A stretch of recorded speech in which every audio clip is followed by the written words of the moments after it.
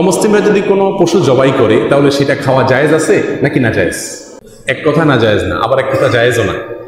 এখানেও দুই ভাগে বিভক্ত হবে। যে অমুসলিমরা মুশরিক, যেমন হিন্দু, বৌদ্ধ, এদের জবাই করা কোনো পশু খাওয়া জায়েজ হবে না।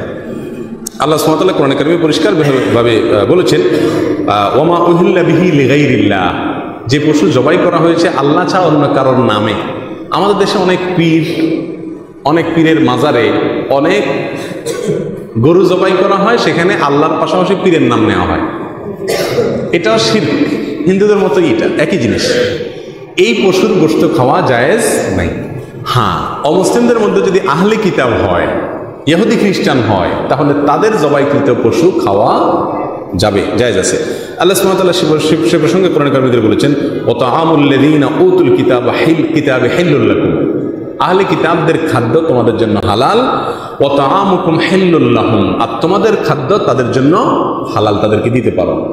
কথা বুঝে আসছে? বিধায় আহলে কিতাব যদি হয়, ইহুদি খ্রিস্টান যদি হয়, তাদের জবাই করা পশু খাওয়া যাবে, কিন্তু মুশরিক যদি হয় তাহলে তাদের জবাই করা পশু খাওয়া যাবে না।